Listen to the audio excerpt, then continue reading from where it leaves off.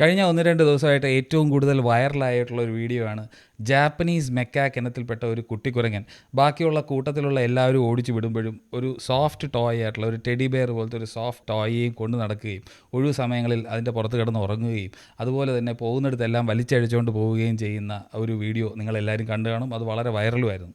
വളരെ ഹൃദയസ്പർശിയായിട്ടുള്ളൊരു വീഡിയോ ആണ്. ഈ ജാപ്പനീസ് സൂയിലാണ് ഈ പറഞ്ഞ സംഭവം നടന്നത്. ജനുവരി 19 മുതൽ അമ്മ ഉപേക്ഷിച്ച ഈ കുഞ്ഞിനെ വീണ്ടും പ്രൈമേറ്റിൻ്റെ ഒരു എൻക്ലോഷറിനകത്തേക്ക് അടച്ചപ്പോൾ ബാക്കിയുള്ള കുരങ്ങന്മാരെല്ലാം ഇതിനെ സ്വീകരിക്കുന്നില്ലായിരുന്നു. അപ്പോഴാണ് ഈ സോഫ്റ്റ് ടോയ് കൊടുത്തത്. ഈ സോഫ്റ്റ് ടോയ് കൊടുക്കുന്നതിന് പിന്നിൽ ഒരു വളരെ ക്രൂരമായിട്ടുള്ള ഒരു സയൻസ് എക്സ്പെരിമെൻറ്റിൻ്റെ കഥയും കൂടെയുണ്ട്.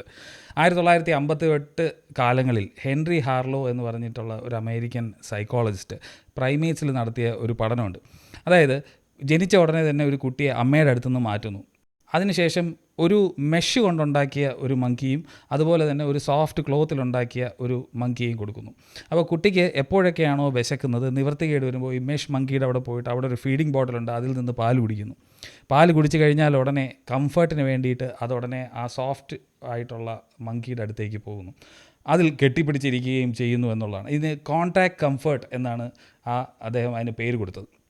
അത് നോക്കിയപ്പോൾ 17 മണിക്കൂർ വരെ ഈ കുട്ടി അതിനകത്ത് കെട്ടിപ്പിടിച്ചിരിക്കുന്നു എന്നുള്ളതാണ്. അപ്പോൾ വെറുതെ ആഹാരം എന്നുള്ളൊരു സോഴ്സ് മാത്രമല്ല അമ്മയുടെ അടുത്തുള്ള സ്നേഹം, പകരം അതൊരു കംഫർട്ടും വേറെ കുറച്ച് കാര്യങ്ങളും കൂടിയാണ്. അതിനെയാണ് കോൺടാക്ട് കംഫർട്ട് എന്നുള്ള രീതിയിൽ പുള്ളി വിശേഷിപ്പിച്ചത്. അപ്പോൾ അതേ അന്ന് മനസ്സിലാക്കിയ ഒരു കാര്യമാണ്, റീസസ് മങ്കിയിൽ മനസ്സിലാക്കിയ ഒരു കാര്യമാണെന്ന് ജാപ്പനീസ് മെക്കാക്കായിട്ടുള്ള ഇതിനകത്ത് അപ്ലൈ ചെയ്തു. ഇത് മാത്രമല്ല, ഏതെങ്കിലും ഒരു ഭീകര ജീവി, ഒരു മോൺസ്റ്റർ പോലെയുള്ള ഒരു മെക്കാനിക്കൽ ടോയ് ഇൻട്രൊഡ്യൂസ് ചെയ്ത് കഴിയുമ്പോൾ കുട്ടിക്കുരങ്ങൻ ആ പാല് കൊടുക്കുന്ന മെഷീൻ്റെ അടുത്തേക്കല്ല, പകരം ആ സോഫ്റ്റ് ടോയുടെ അടുത്തേക്ക് ഓടുന്നതായിട്ടാണ് കാണുന്നത്. അവിടെ പോയി കെട്ടിപ്പിടിച്ചിരിക്കുകയും അമ്മയുടെ അടുത്ത് ചെല്ലുമ്പോൾ കൂടുതൽ ധൈര്യം കാണിച്ച് ആ മെക്കാനിക്കലായിട്ടുള്ള ആ മോൺസ്റ്ററിനെ അത് തുരത്തി ഓടിക്കാനായി ശ്രമിക്കുന്നതും അത് കുറച്ചുകൂടെ ധൈര്യം കിട്ടുന്നതായിട്ടും ഒക്കെ ആ എക്സ്പെരിമെൻറ്റിൽ നിന്ന് മനസ്സിലായിരുന്നു.